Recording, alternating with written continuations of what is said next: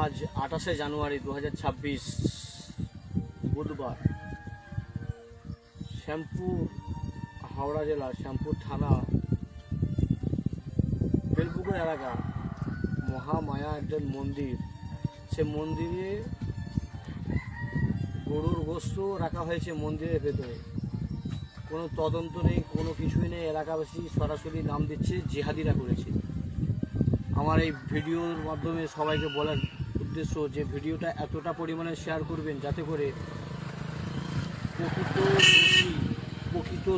প্রকৃত অপরাধী যেন ধরা পড়ে এবং অতি শীঘ্রই যেন কঠোর শাস্তির মুখোমুখি করা যায়, সেজন্য ভিডিওটা শেয়ার করবে এবং সকলে মতামত জানাবে যে কে করতে পারে, কারা করতে পারে। কেননা পশ্চিমবাংলায় বিজেপির চক্রান্ত মারাত্মকভাবে চলছে এই মুহূর্তে, সামনে ভোট, তাই এই বিষয়টা আজকে নতুন না, বহুবার হচ্ছে।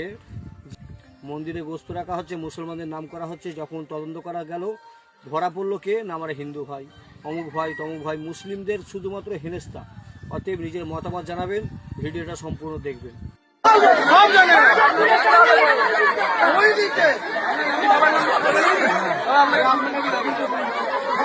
আজকে এই মহামা মন্দিরের সামনে জিহাদিরা গরুর মাংস ফেলে দিয়ে গেছে।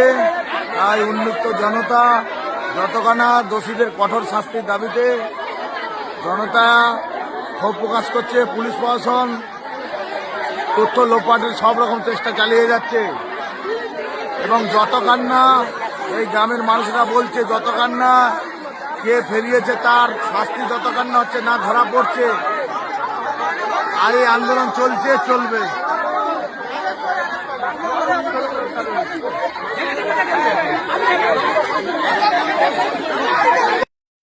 আসল দোষী যতক্ষণ ধরা পড়ছে ততক্ষণ আমরা কোনো রকম আইন হাতে তুলে নেব না। শ্যামপুরের অবস্থা এই মুহূর্তে খুবই ভয়ানক।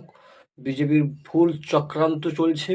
আমার হিন্দু ভাই এবং মুসলিম ভাই সকলকে আমার বার্তা, নিজেরা সতর্ক থাকবেন, সজাগ থাকবেন, ভিডিওটা শেয়ার করবেন যাতে করে আসল দোষী ধরা পড়ে, তাকে কঠোর থেকে কঠোর শাস্তি যেন দিতে পারি। তার আগে আমরা একে অপরের সাথে বিবাদ সৃষ্টি করব না।